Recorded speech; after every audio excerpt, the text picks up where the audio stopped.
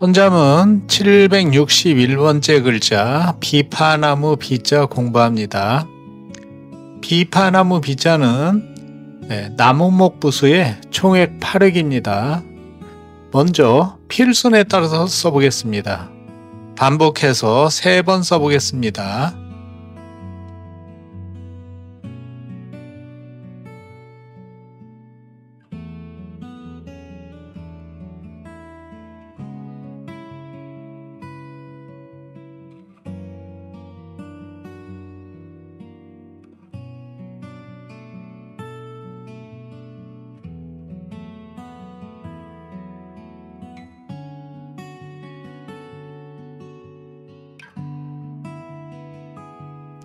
자, 비파나무 비자의 글자의 구성을 보겠습니다.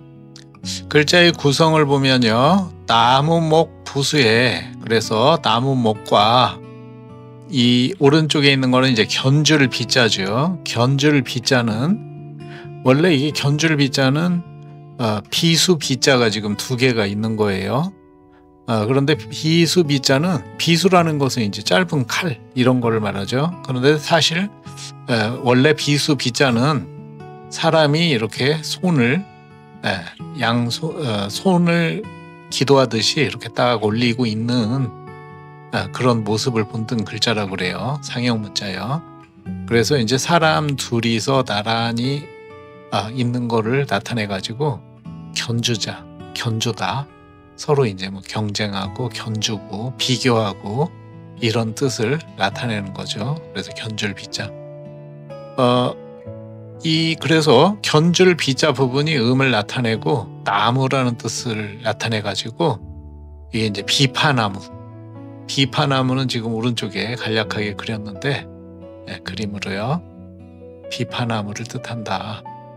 그래서 요거는 이제 쓰이는 예를 보면은 비파나무 비자에다가 비파나무 파자죠.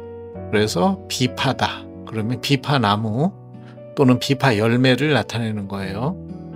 이 파자의 오른쪽에 붙어 있는 거는 오른쪽에 붙어 있는 거는 발알 파자죠.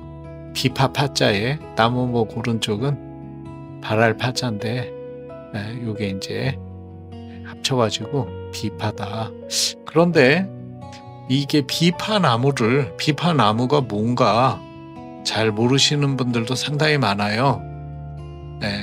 비파나무가 또 사전에 보면은 무슨 가문비나무 이렇게 잘못 설명된 책도 있는데, 가문비나무는 침엽수림이죠. 소나무처럼 잎이 뾰족한 거고, 비파나무는 이제 잎이 아주 많이 넙죽하지는 않지만 잎이 약간 넓은 그런 나무인데, 그래서 이게 나왔으니까 뭐 한자 시간이지만 비파나무에 관한 동영상을 한번 보시겠습니다. 우리가 상식으로 이런 것도 이렇게 있고 사용되는구나 이런 걸 알 수 있는 기회가 되니까요. 비파나무 동영상을 한번 같이 보겠습니다. 다음스러운 황금색 과일이 주렁주렁 달려 있습니다.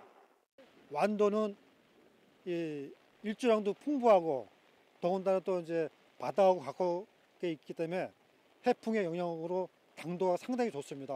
그래가지고 드시는 분마다 너무 맛있어하시고요, 굉장히 좋아하십니다.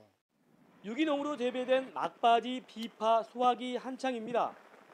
전국 생산량 100톤 가운데 90톤 정도가 완도와 장흥 등 전남에서 나옵니다.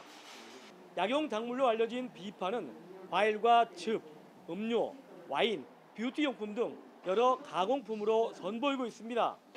열매와 씨앗, 잎까지 버릴 게 없기 때문입니다. 사람을 불러들일 수 있는 그런 좋은 소득 작목이 되는 것 같아요. 과일은 과일대로 생과로 판매가 가능하고, 그 다음에 잎은 차나 입욕제 같은 그런 제품으로도 판매가 가능합니다. 전남농업기술원에서는 지난 2002년 과즙이 많고 맛이 좋은 미황을 시작으로 저장성이 좋은 진황과 조생종 조합이 등 우리나라에 맞는 품종을 개발해 보급했습니다. 앞으로도 서너 가지의 지역 맞춤형 새로운 품종이 선보일 예정입니다. 맛도 좋고 크기도 크고 조기에 수확할 수 있는 품종을 만들어 농가에 보급하겠습니다. 농가는 고소득을 높여서 좋고 소비자들은 맛 좋은 품질의 비파를 먹을 수 있도록 노력하겠습니다. 1kg에 15,000원 정도 하는 우리나라의 비파 재배 면적은 100여 헥타르. 건강에 좋은 고소. 자, 이채자를 한번 보시겠습니다. 이채자는 요 네 개를 보시겠는데요. 이 첫 번째 글자는 비수 비자죠. 그런데 요거를 매우 간략하게 생략해가지고 요걸 이제 같이 쓰는 거죠. 그 다음에는 세 번째 글자를 보시면 비파나무 비자에서 원래 왼쪽에 붓으로 붙어있던 나무목을 밑에다가 표현한 거죠.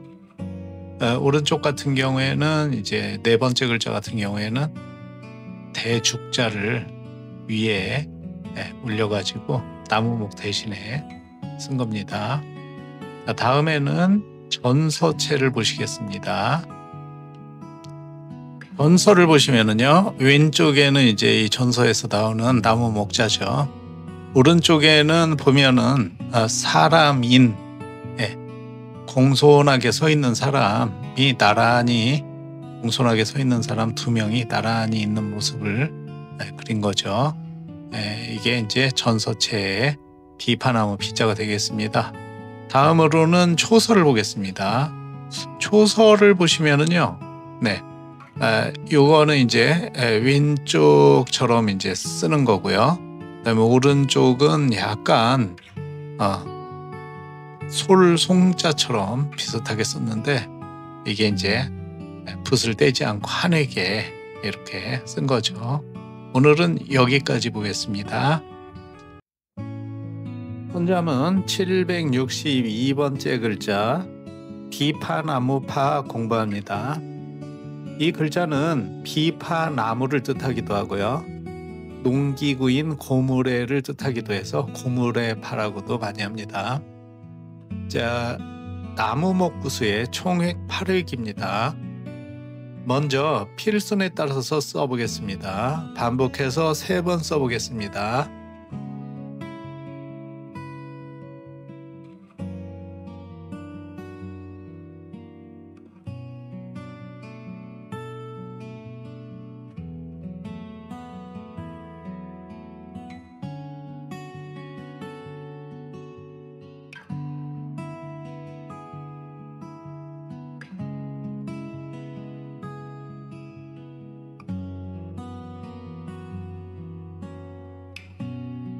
자, 글자의 구성을 보겠습니다.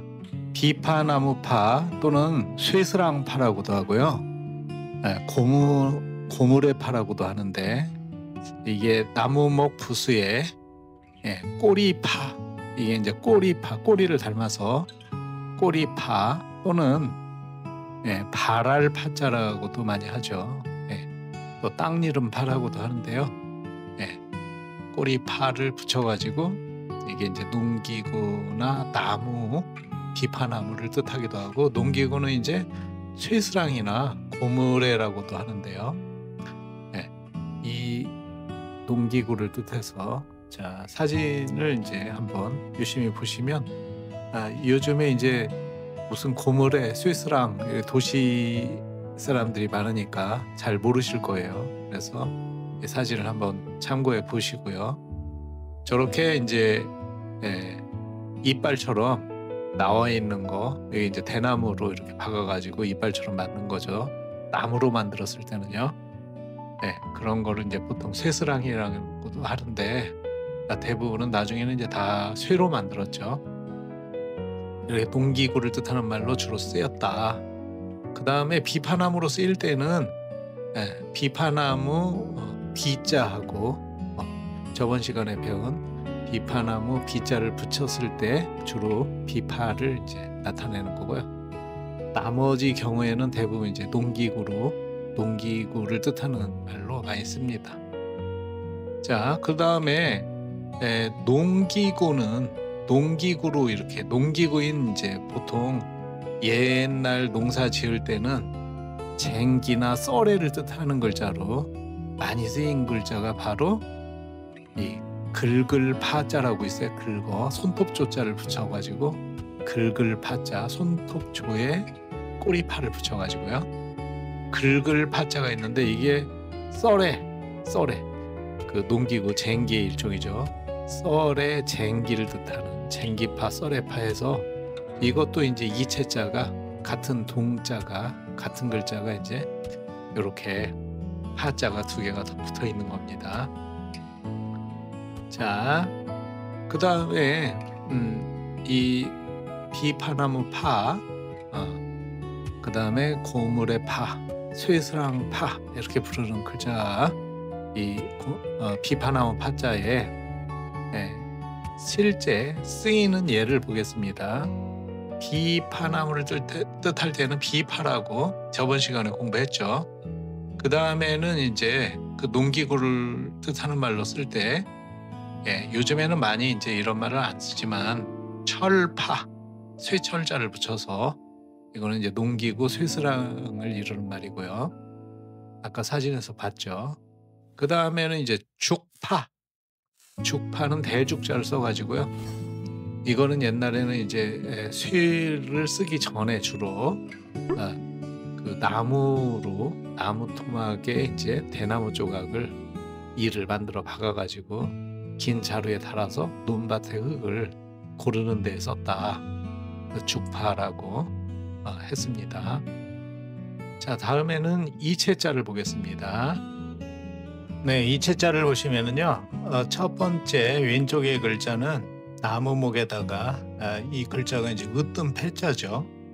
으뜸 패를 붙여가지고 요것도 이제 파자인데 이거는 주로 뭐 비파 나무를 뜻할 때에는 그때는 사용하지 않고요. 이게 이제 썰의 파, 그러니까 농기구를 뜻하는 겁니다. 네, 그리고 오른쪽 글자는 이게 나무목에 오른쪽 글자는 뭐냐면 이게 비파 파자예요. 나무목을 뺀 글자는 비파라는 악기가 있습니다. 나무 말고 악기가 있어요. 그 악기를 뜻하는 파자입니다. 그 악기가 어떻게 생겼냐면요. 사진 보시겠습니다. 네, 이 비파라는 악기는요. 그 유목민족들이 쓰던 건데 중국으로 이제 전파되었다고 하죠. 그 이후로는 동양의 뭐 베트남에서부터 한국, 일본, 중국, 동양에 크게 동북아시아에 크게 전파가 돼가지고 널리 사용되는 악기라고 합니다. 그러면은 요 악기 이 사진 위쪽에 보시면은 요 비파라는 이게 이제 비파 악기 비자에다가 비파 악기 파자예요. 네. 한번 비교해서 한번 유심히 보시고요. 한자는 이렇게 융통해서 쓰는 경우가 많이 있습니다. 자, 다음에는 전서체를 한번 보겠습니다.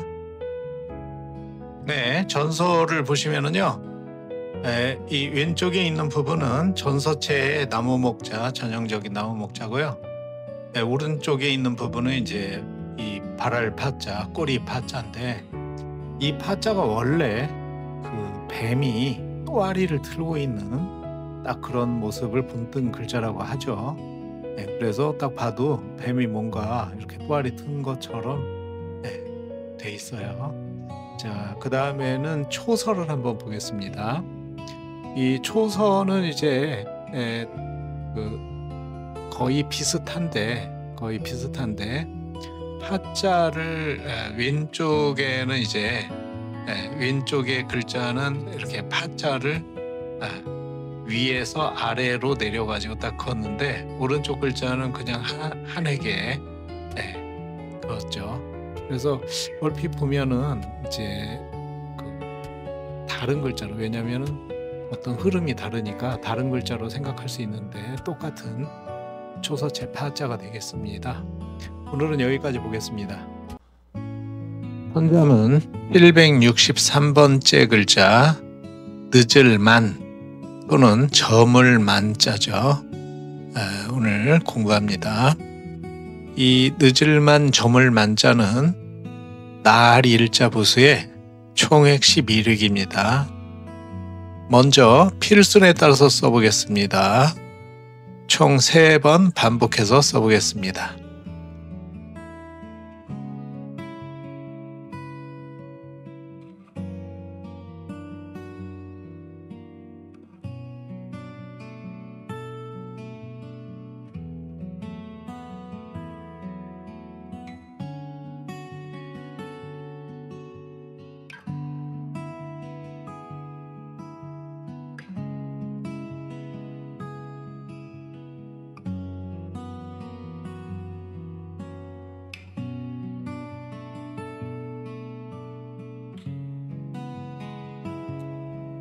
늦을만 저물만 자의 글자의 구성을 보겠습니다.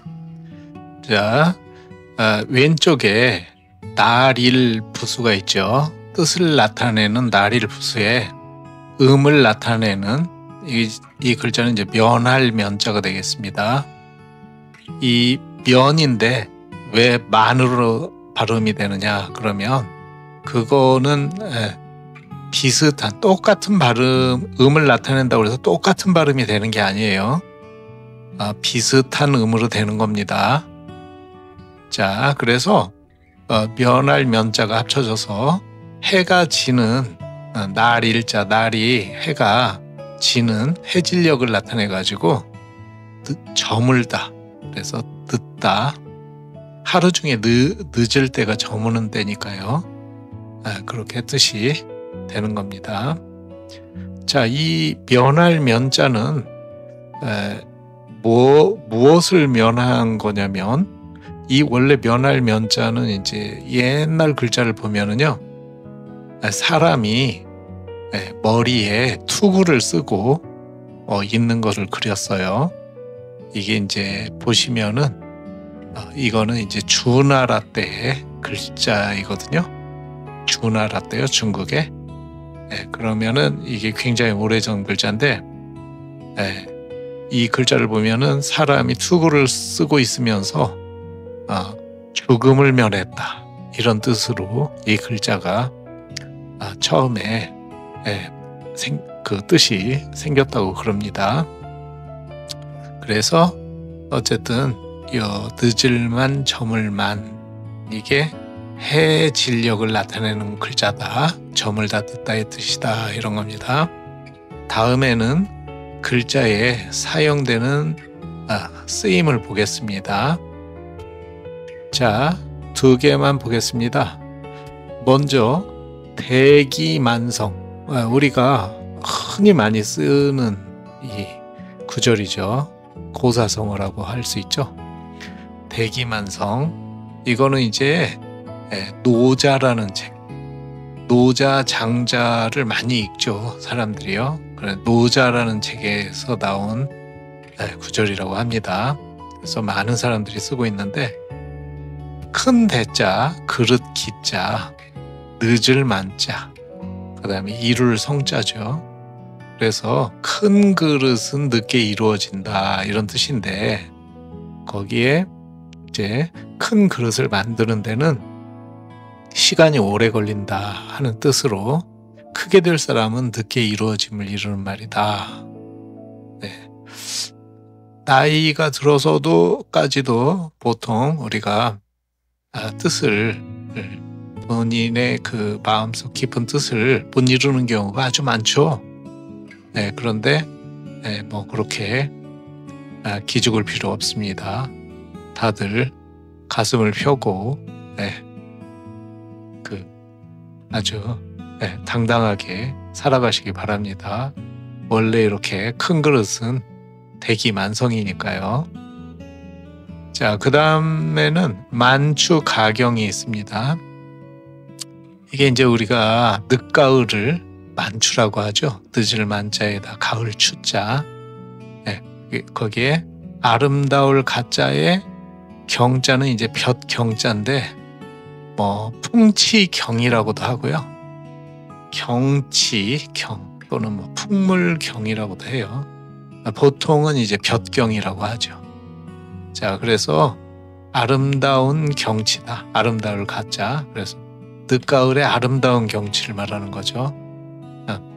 이거는 이제 뭐 가을에는 봄에는 꽃이지만 가을에는 또 단풍이 꽃만큼 아름답다고 그러죠. 가을에는 또 가을의 나름대로의 아름다움이 있으니까요. 자, 다음에는 이체자를 한번 보겠습니다. 이체자를 보시면은요, 왼쪽에 첫 번째 글자는 위쪽이 덮을 아자죠. 덮을 아자인데 덮다 가리다 이런 뜻이고, 밑에 이제 날일 태양이 이제 들어가가지고 태양이 가렸다, 어둡다, 늦었다, 저물었다, 이런 똑같은 뜻을 나타내가지고 이것도 이제 저물 만자입니다. 그 다음에 오른쪽 글자는 원래 저물 만자가 왼쪽에 날일자 부수가 있는 건데 이렇게 오른쪽에도 씁니다. 그래서 이거는 둘 다 똑같은 저물 만자, 늦을 만자로 쓰이는 겁니다. 전서체를 보겠습니다. 이 전서체를 보시면 왼쪽은 이제 전서에서 나오는 태양을 뜻하는 날일자죠. 오른쪽은 이제 면할 면자를 썼습니다. 이 면할 면자는 이제 원래 면할 면자에서 크게 다르지는 않죠. 비슷하게 돼 있습니다. 자, 다음에는 초서체를 한번 보겠습니다. 네, 초서체는 이제 두 개를 보겠는데요. 왼쪽에 있는 거는 왼쪽 글자에 그 날일자 부수에 해당하는 데가 보면은 이 날일자가 안 같죠. 그런데 이제 초서에서 간혹 보면은 이렇게 날일자를 거의 쓰는 경우도 있고요. 이렇게 날일자가 상당히 생략돼 가지고 가운데 획이 비어 가지고 이게 날일자가 아닌 거 아닌가 이런 생각이 들 때가 있어요. 이렇게 쓰는 경우가 많이 있다는 거를 알아두시면 되겠습니다. 그 다음에 오른쪽 글자는 이제 조금 더 날일자도 조금 더 생략을 해가지고 거의 점에 가깝게 표현한 거죠. 자, 오늘은 여기까지 보겠습니다. 자, 천자문 764번째 글자 풀을 취자 공부합니다. 풀을 취자는 깃우 부수의 총액 14획입니다. 먼저 필순에 따라서 써보겠습니다. 반복해서 3번 써보겠습니다.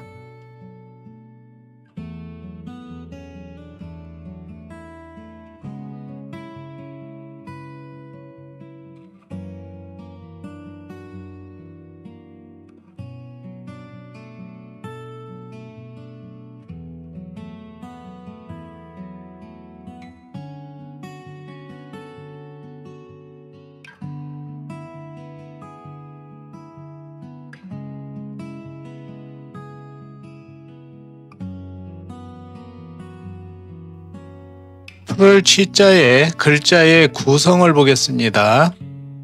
풀을 취자는 부수를 나타내는 깃 우자와 그 다음에 이제 이 옆에 밑에 있는 글자는 마칠 졸자인데요. 졸,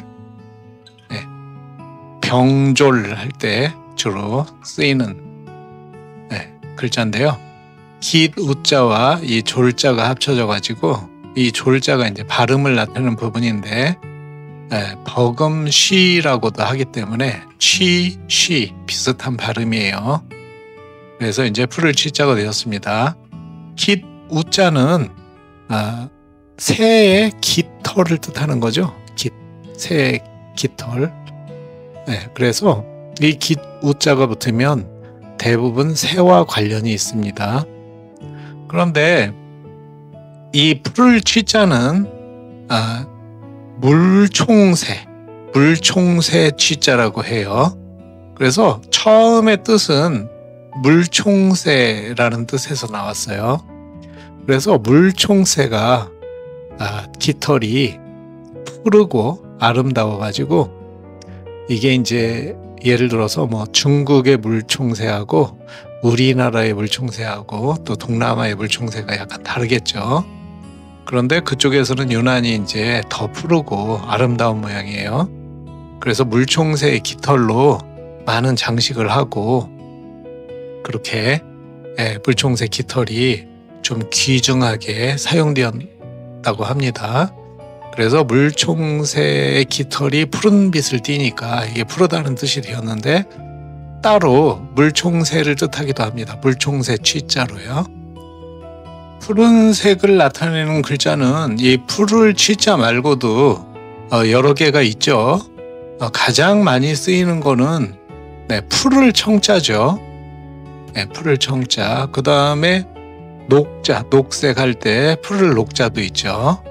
그 다음에 푸를 창자도 많이 쓰입니다. 푸를 창. 푸른 바다다. 그럼 창해. 이렇게 표현하는데요. 그 다음에 푸를 벽자도 있습니다. 푸른 옥이다 할 때는 벽옥이라고 표현하죠. 그래서 푸를 청, 푸를 녹, 푸를 창, 푸를 벽, 오늘 배우는 푸를 취까지 이렇게 한꺼번에 공부하시는 김에 같이 공부하시면은 많은 도움이 되겠죠. 푸를 취자에 그 쓰이는 예를 한번 보겠습니다. 예를 한 3개 보겠습니다. 자, 첫 번째는 취이우 자잔이라는 글귀가 있어요. 이 취자는 지금 물총새를 뜻하는 겁니다. 물총새 취. 그래서 물총새는 이자죠. 깃우자. 그 깃털로 인해서, 깃털로서, 깃털로 인해서 이런 뜻이에요. 자, 스스로. 잔은 이게 잔인할 잔, 또 남을 잔, 해치다, 멸하다, 죽이다 이런 뜻이 있어요. 스스로 자, 스스로 자자, 스스로 잔, 죽이게 된다. 스스로 죽게 된다는 뜻이에요. 물총새는 깃털로 인해서 스스로 죽음을 맞이하게 된다 이런 말이기 때문에 물총새는 그 아름다운 깃털 때문에 죽게 된다. 그래서 이런 장점, 아름다운 점이 오히려 화가 될 수 있다는 의미로 쓰이는 말이에요. 마찬가지로 그 재주가 뛰어난 사람이 그 재주 때문에 죽게 되는 경우에도 이 말을 쓰죠. 아주 재주꾼은 그 재주 때문에 죽는다. 이런 말을, 이런 경우가 또 우리가 살다 보면 흔히 있죠. 그래서 그런 경우에 이제 이런 말을 쓰는 거예요. 그래서 여기에서는 쓰인 취자는 풀을 취자가 아니고 물총새라는 뜻이에요. 그 다음에는 비취가 나왔죠.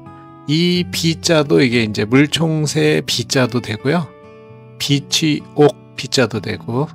그래서 여기에서는 보통 이제 우리가 비취 그러면은 옥이죠. 옥. 푸른 옥.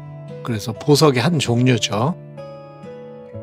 그래서 이게 이제 동양에서는 홍옥하고 붉은 옥하고 그 다음에 이 비취 푸른 옥이 주로 귀한 보석으로 여겨져 왔죠.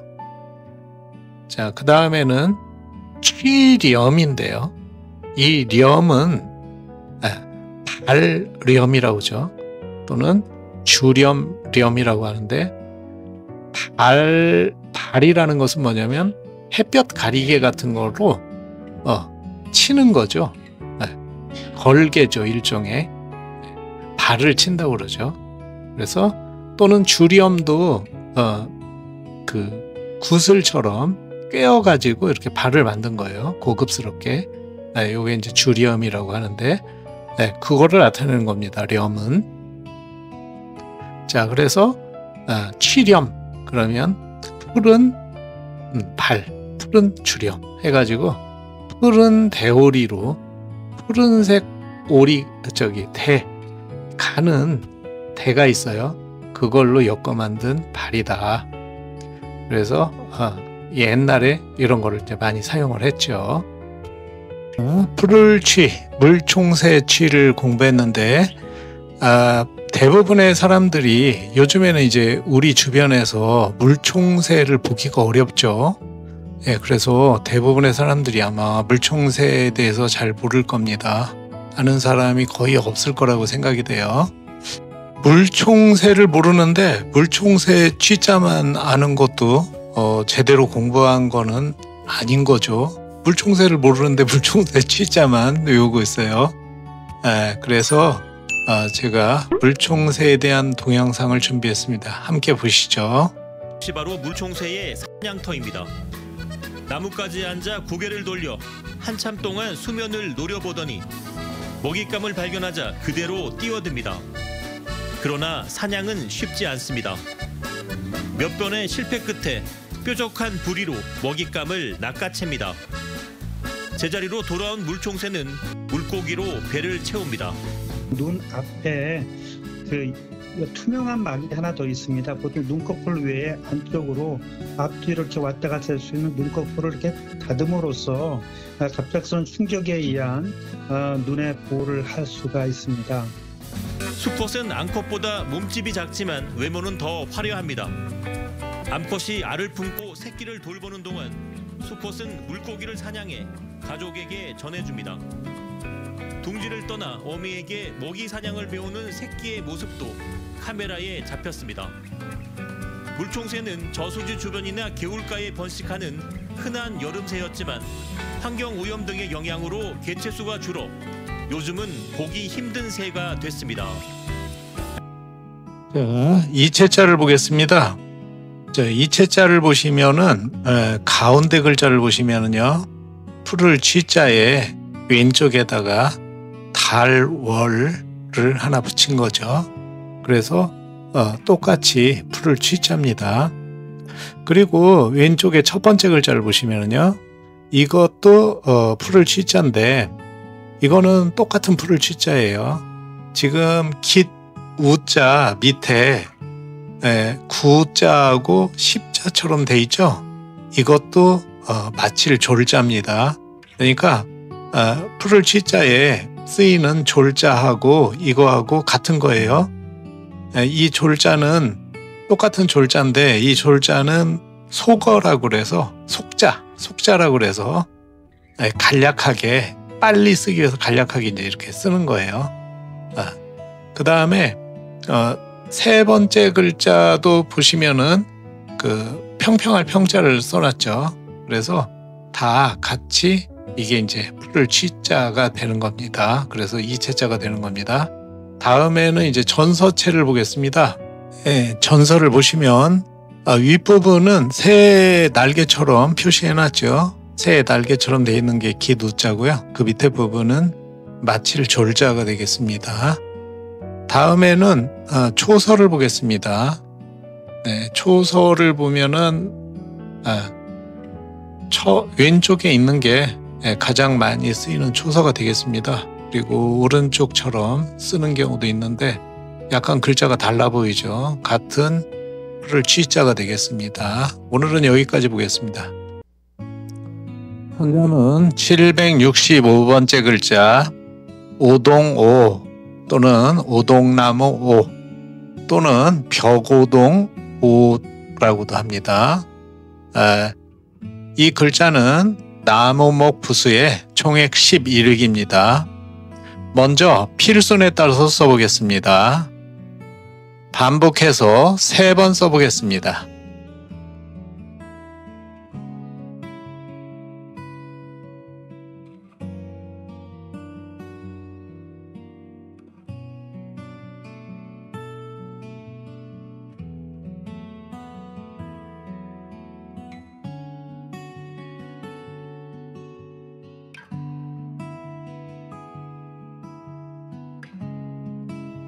자, 오동나무 오자의 글자의 구성을 보겠습니다.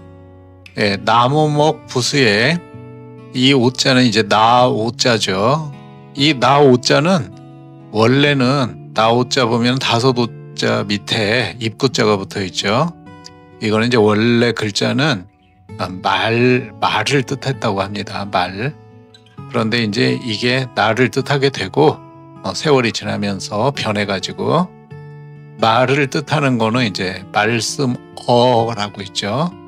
이게 이제 말씀한 변에 왼쪽에 말씀언을 붙여서 합쳐서 말씀언에 나오자를 붙이면은 말씀어가 되죠. 그래서 나중에는 말씀언을 붙인 것이 이제 말을 뜻하게 되고 요 원래는 말씀을 뜻했던 거, 말을 뜻했던 거가 이제 나오자가 된 거예요.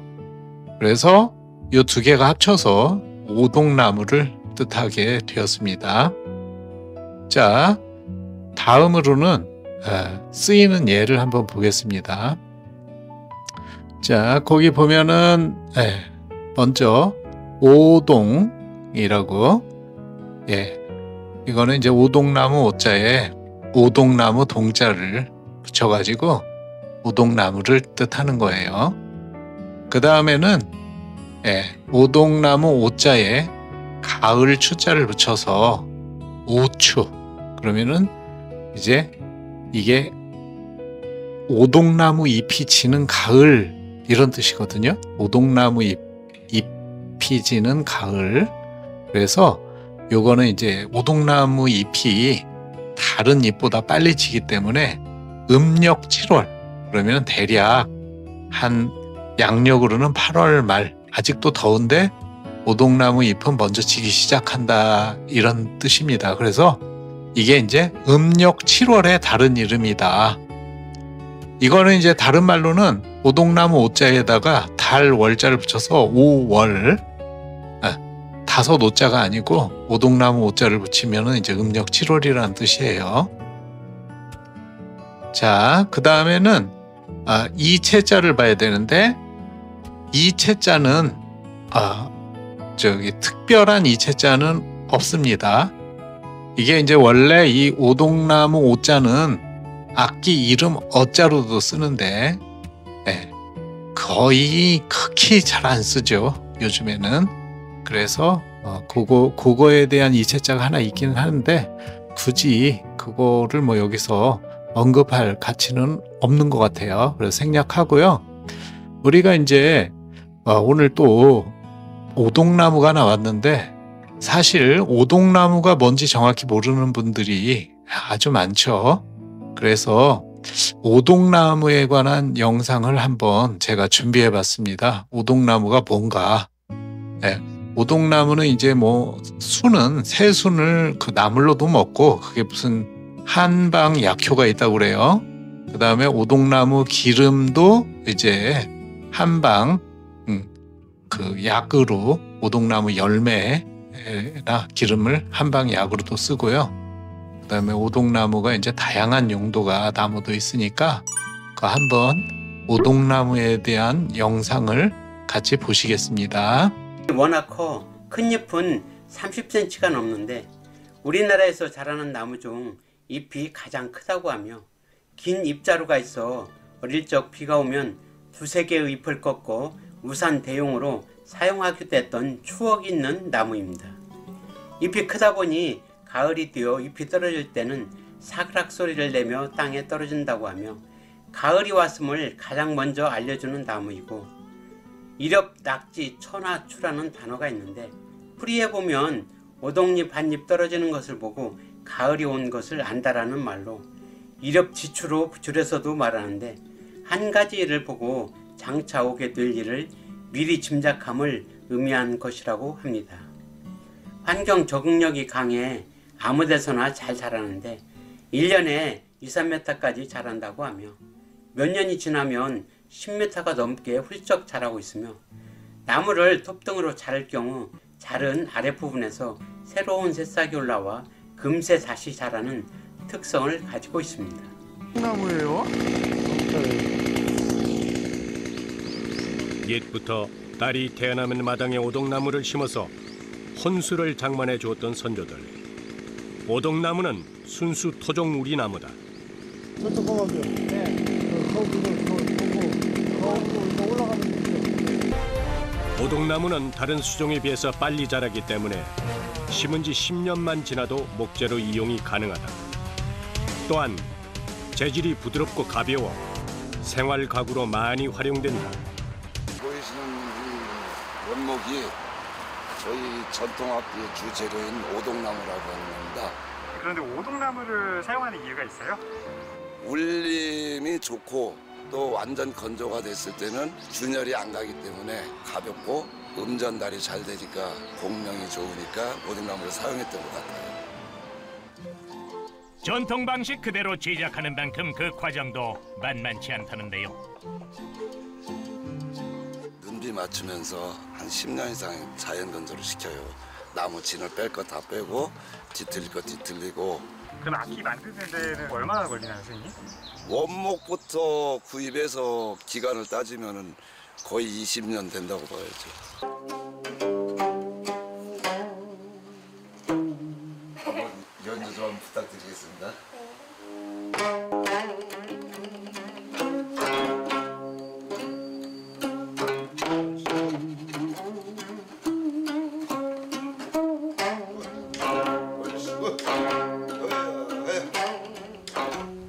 얼쏘 소리 좋고. 선생님, 검은 거 잘 만들어졌나요? 일단 섬세하게 성음이 끝까지 잘 나고 연주하기도 연주자들이 편한 검은고인 것 같아요. 자, 전서체를 보시면은요, 예, 이게 이제 오동나무 오자 전서체를 보시면은 나무목이 왼쪽에 이제 있는데 이거 많이 봤죠? 지금까지 공부하면서. 그 다음에 오른쪽에는 윗부분은 다섯 오자고요. 밑에 부분은 이제 입 구자 표현한 겁니다. 자, 다음에는 초서를 보겠습니다. 네, 오동나무 오자의 초서를 보시면 왼쪽이 이제 가장 많이 쓰이는 초서이고요. 오른쪽은 거의 이어서 쓰다시피 거의 한에게 쓰다시피 한 초서체입니다.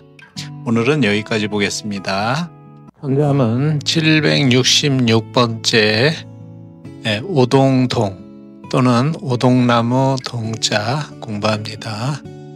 네, 오동동은 이 나무목 부수의 총획 10픽입니다. 먼저 필순에 따라서 써보겠습니다. 반복해서 3번 써보겠습니다.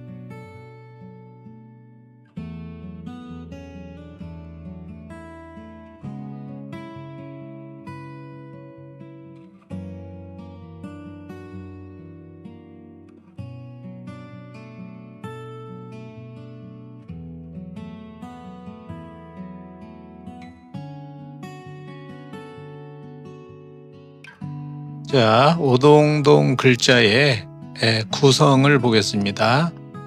이 글자는 왼쪽에 나무목 부수가 있고 오른쪽에는 가틀동자가 있죠. 한 가지 동, 가틀동 합쳐가지고 이제 오동나무를 뜻하는 오동동. 저번 시간에는 이제 오동나무 오자를 배웠었죠. 이번 시간에는 이제 오동동을 배우는데 크게 어려운 건 없습니다.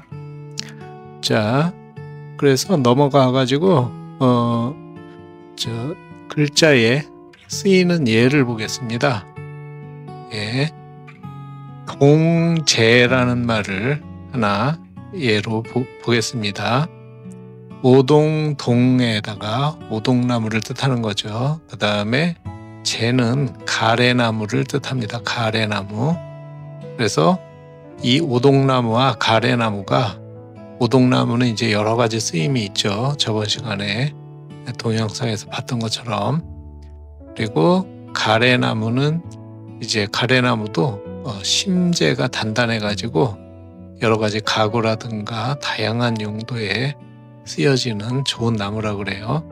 그래서 동재는 이제 다양하게 쓰이는 좋은 나무다, 좋은 제목이다, 이런 뜻으로 사람에게 쓰면은 동일하게 좋은 인재라는 뜻이 되겠죠.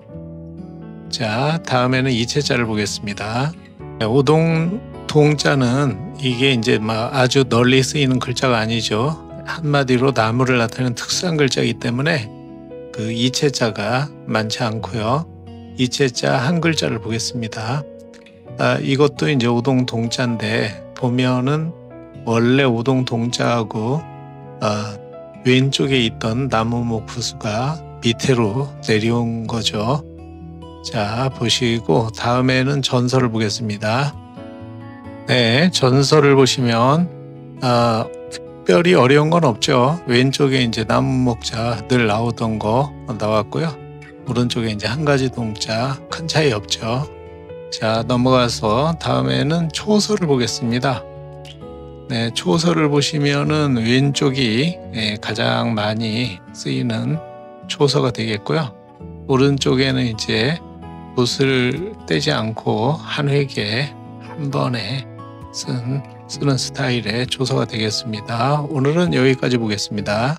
다음은 767번째 글자 일찍조 또는 이르조라고 그러죠. 이르다는 거는 어디에 도착하다는 뜻이 아니고 너무 이른, 시간이 이르다, 너무 빠르다 이런 뜻이죠. 그래서 일찍조, 이를 조자 오늘 함께 보겠습니다. 이 글자는 날일자 부수의 총익 6획입니다. 먼저 필순에 따라서 써보겠습니다. 3번 반복해서 써보겠습니다.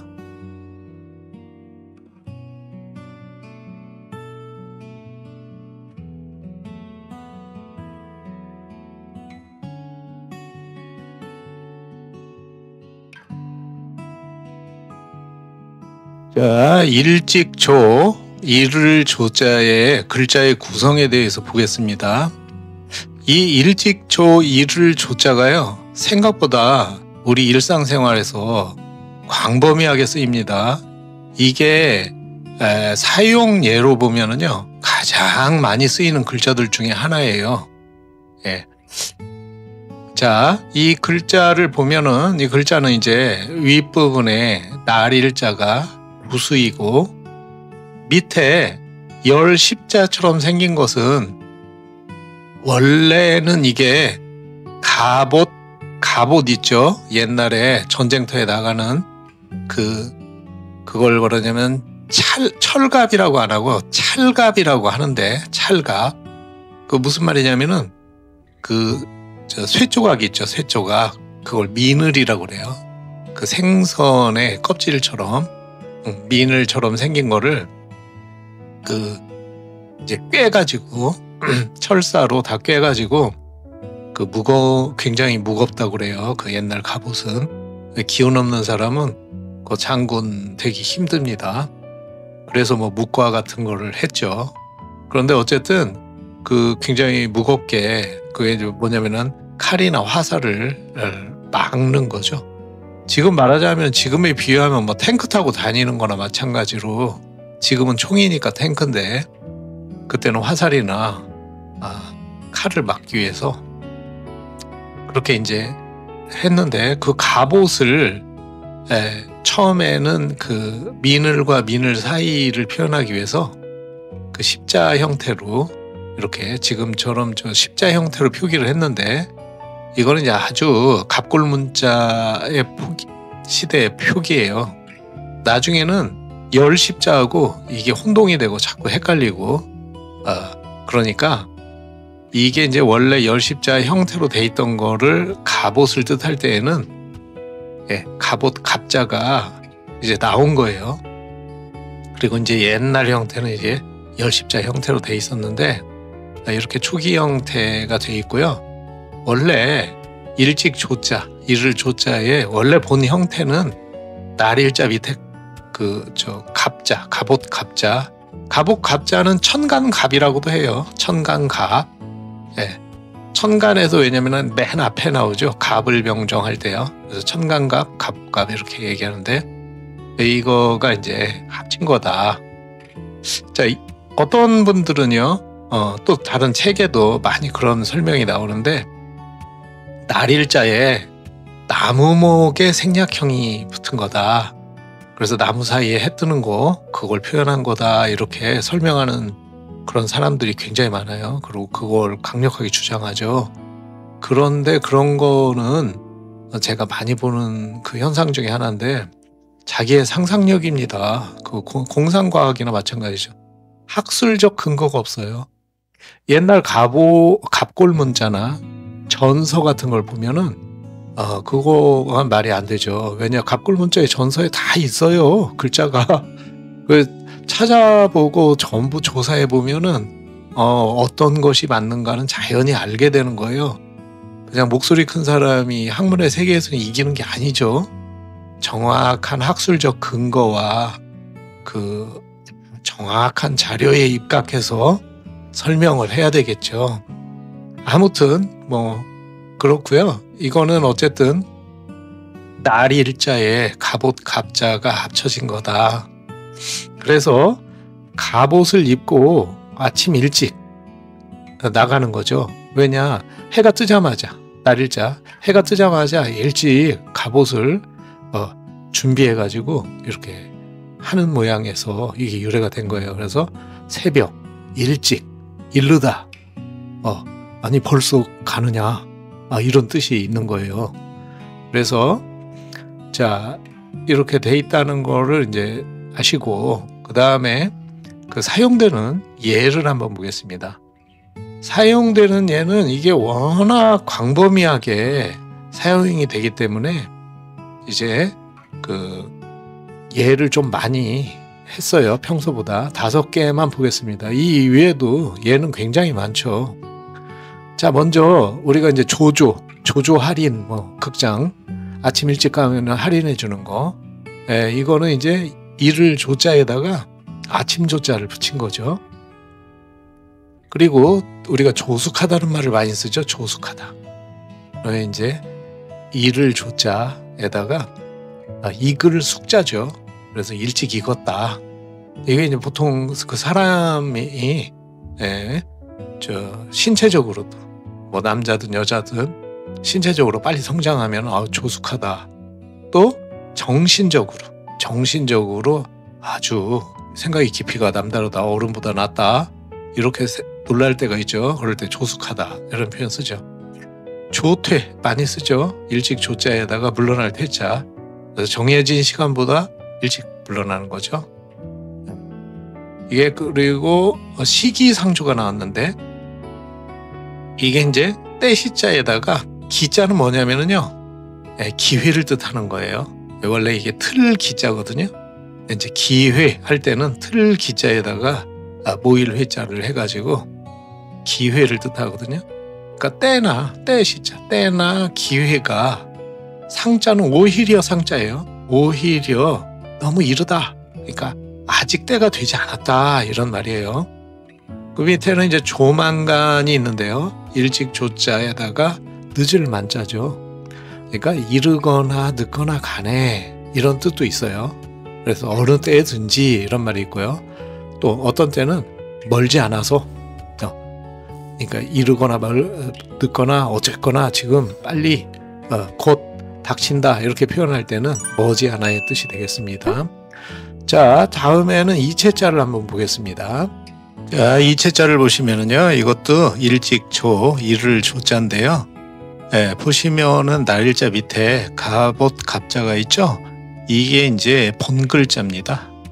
지금 쓰이는 글자는 이제 말하자면은 속자, 나중에 나온 글자고, 원래 애초에 본 글자인데 이것도 이를 조자입니다. 일찍조. 자, 다음에는 전서를 보시겠습니다. 전서에서도 보면은 날일자 밑에 지금 그려져 있는 것은 갑옷을 그린 겁니다. 갑옷을 생략해가지고 그린 겁니다. 다음에는 초서를 보겠습니다. 초서는 왼쪽에 쓰이는 게 이제 이를 조, 일찍 조자로 많이 쓰이는 글자고요. 오른쪽 글자는 이제 좀 더 생략해가지고 약간 이제 어떻게 보면 아들자처럼 생겼죠. 이게 이제 이를 조자도 이렇게 쓴다는 걸 보시면 되겠습니다. 오늘은 여기까지 보겠습니다.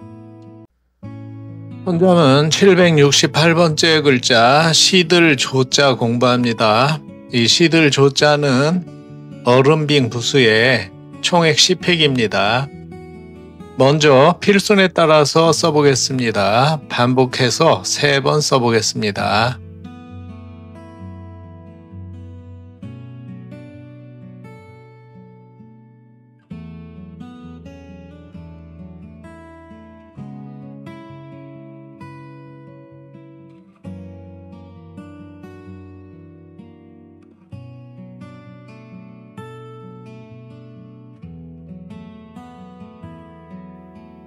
자, 시들조자 글자의 구성을 보겠습니다. 이 시들조자는요, 왼쪽에 물수가 아니고 여기 하나 이제 빠지면은 뭐 이수변이라고도 하는데 얼음빙이죠. 얼음빙. 얼음빙 부수에 얼음빙이 이제 뜻을 나타내고 음을 두루주자예요. 두루주가 나타내어서 형성문자가 되겠습니다. 이것도요. 자, 그래서 얼음빙이 들어갔으니까 차갑다는 뜻과 결부돼 가지고 추워지면서 차가워지면서 이제 만물이 시들어가는 것을 의미해 가지고 시들조자라고 그렇게 되었다고 합니다. 자, 그 다음에는 요거 쓰이는 용례를 한번 보겠습니다. 용례는 두 개만 보겠습니다. 자, 첫 번째는 조락이에요. 시들 조자에다가 떨어질 락자. 그래서 어떤 것이 이제 시들어서 떨어지면은 조락이라고 합니다. 그다음에 두 번째는 요게 이제 많이 쓰이는 문장인데, 추사 김정희가 세한도 있죠. 국보로 지정된, 국보인가 보물인가 이제 지정돼 있죠. 세한도. 그 세한도에 이제 쓰여져 있는 글이죠. 그 유명한 글입니다. 세한연후 지 송백지 후조라 해가지고, 세한이라는 것은요, 세가 해세라고 그러죠. 한 해를 나타내는데, 또는 세월을 뜻하기도 해요. 세월. 그래서 이제 시간, 긴 시간을 말하는 거죠. 시간이, 세월이 추워진 뒤에야, 그러니까 한마디로 일기가 추워진 뒤에, 뭐 기후가 추워진 뒤에, 날씨가 추워진 뒤에, 이렇게 해석할 수 있습니다. 날씨가 추워진다. 그래서 그 연후에야 알게 된다. 송백, 그러면 솔송자에다가 백은 이게 잣백자죠. 잣나무 백자, 잣백자, 또는 측백나무 백자라고도 하는데요. 보통은 잣나무 백자라고 하죠. 그래서 소나무와 잣나무가 의 후조, 나중에 시들면 안다 그랬으니까 소나무와 잣나무가 늦게 시들게 된다는 걸 알게 된다. 이 말은 이제 논어 자한편에 나오는 유명한 구절인데요.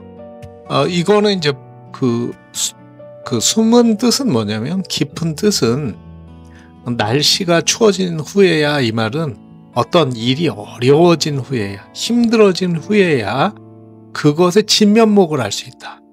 어떤 사람하고 같이 삶에 있어서 상황이 아주 어려워지고 공공해진 후에야 그 사람의 진짜 속마음을 알 수 있고, 그 사람의 사람 됨됨이를 알 수 있고, 진면목을 알 수 있다. 이런 유명한 말이죠. 자, 다음에는 이체자는 넘어가겠습니다. 특별한 이체자가 없으니까요. 생략하고, 그 다음에 전설을 보겠습니다.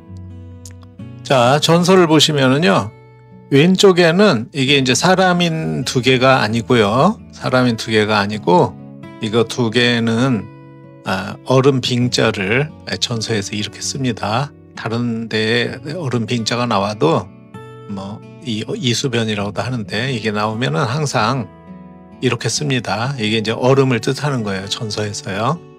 이거는 사람인하고는 달라요. 사람인은 이렇게 기울어져 있는데, 이거는 세 군데로 뻗어 나온 거예요. 세 군데로.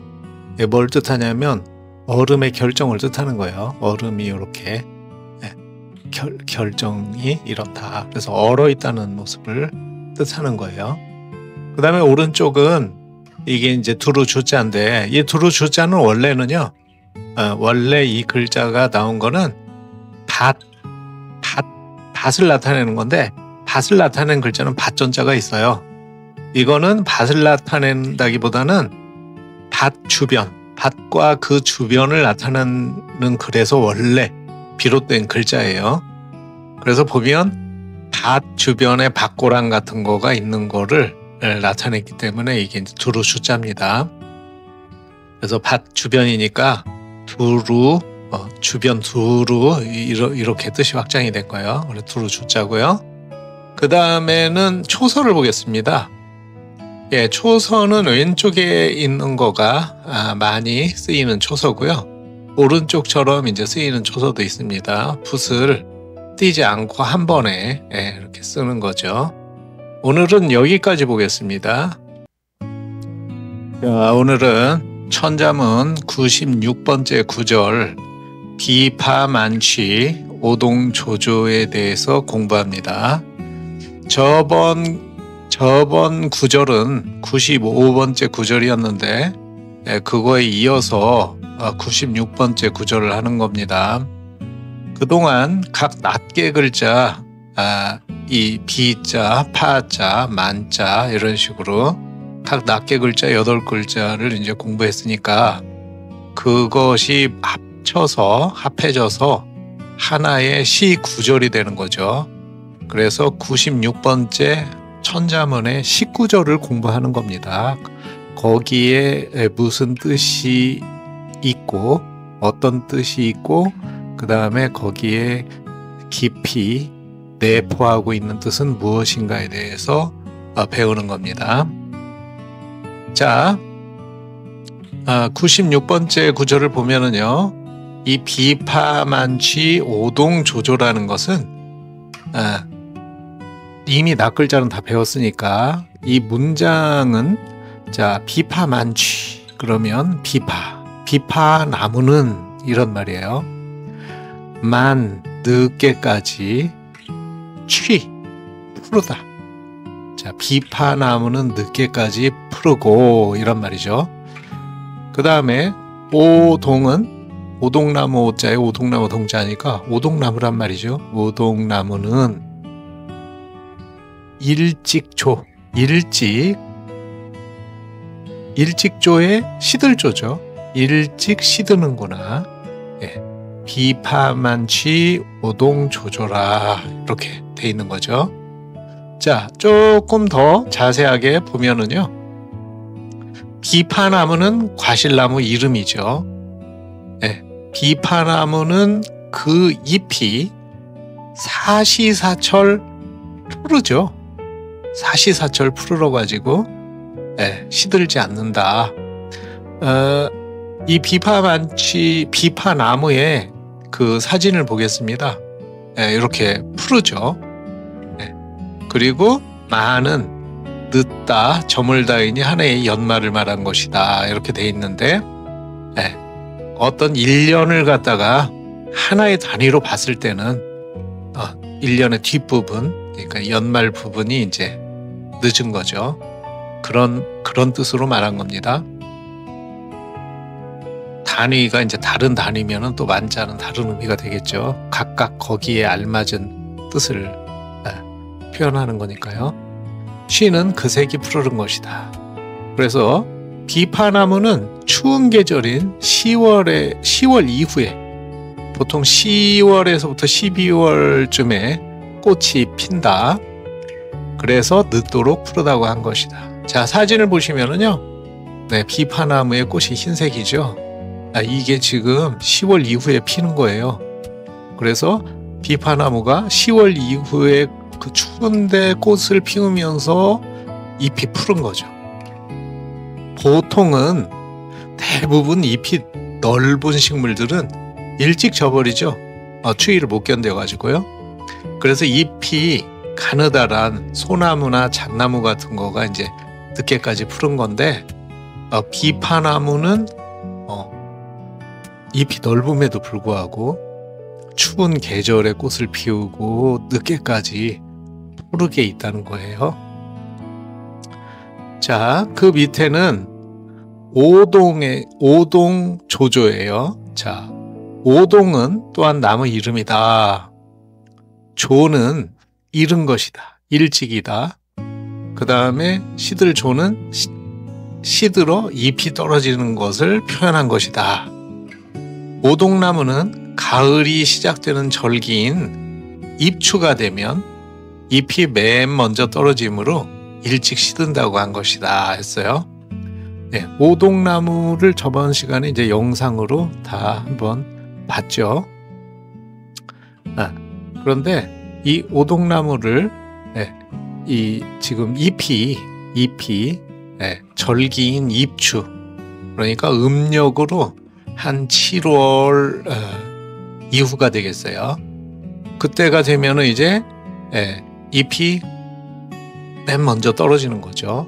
그래서 한 7월 양력으로 하면 8월 말에서 9월쯤에 잎이 벌써 떨어져요. 오동나무는. 그래서 사진을 한번 보시면은 이렇게 잎이 벌써 요게 이제 날씨가 이미 가을이 딱 시작되자마자 이렇게 잎이 떨어지기 시작한다, 시든다, 이거를 말한 겁니다.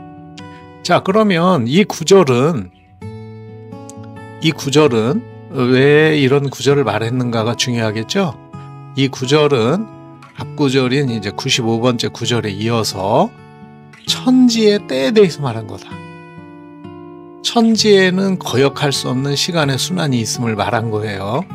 그래서 앞구절인 95번째 구절에서 봄과 여름을 말했으니까 이번 구절에서는 이제 가을을 말한 겁니다. 앞구절 95번째 구절은 거하정력 원망추조가 나왔었죠. 거기에서 이제 하자는 연꽃 하자였죠. 그래서 그 봄의 광경을 표현했던 겁니다. 그래서 연꽃이 아주 곱고 선명하게 피어 있고, 그 다음에 이제 동산에 푸른 풀들이 나고 가지가 뻗어나오는 그런 봄을 이제 표현했는데, 그 다음에 95번째 구절에 봄을 표현하고 봄과 여름을 표현한 거죠. 전체적으로 95번째 구절은요. 그 다음에 96번째 구절은 이제 가을을 표현한 겁니다.